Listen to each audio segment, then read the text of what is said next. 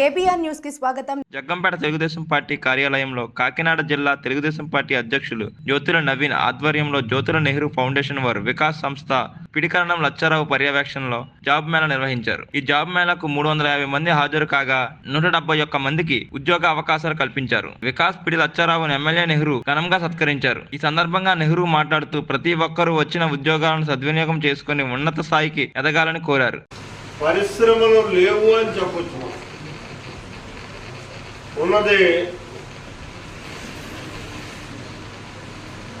ఒకే ఒక పరిశ్రమ.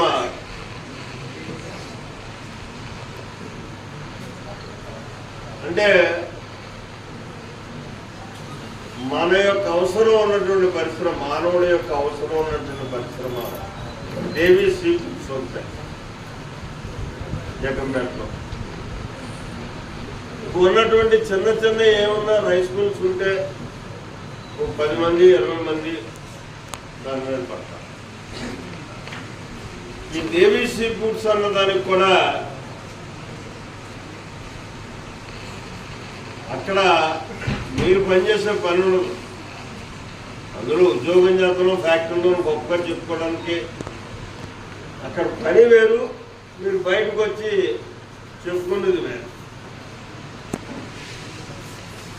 రొయ్యలు వచ్చే వాళ్ళకి ఎక్కువ పని ఉంటుంది. అక్కడ ఇప్పుడు ఉన్నటువంటి పని ఏమన్నా ఉంటే నాకు తెలుసుండి ఆ కట్టినటువంటి ప్యాకెట్స్ అన్నింటినీ కూడా ప్యాక్ చేసి లోడ్ చేసేటటువంటి కార్యక్రమం ఉంటుంది.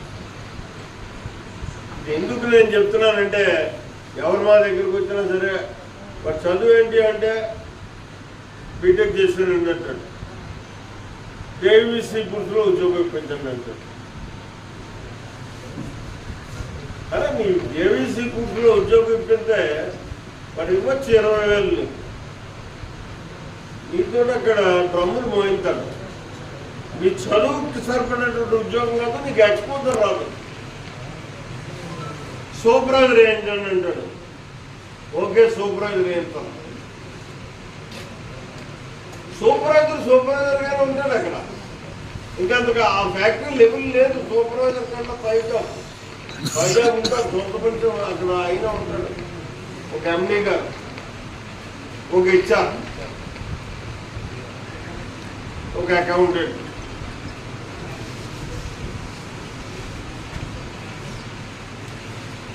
ఆ పరిస్థితుల్లో మన ప్రాంతం ఉన్నప్పుడు మీరు చదువుకున్నటువంటి చదువు మీకు ఉపయోగపడాలన్నా, భవిష్యత్తులో మీరంతా మంచి ఎక్స్పోజర్స్గా తయారవ్వాలన్నా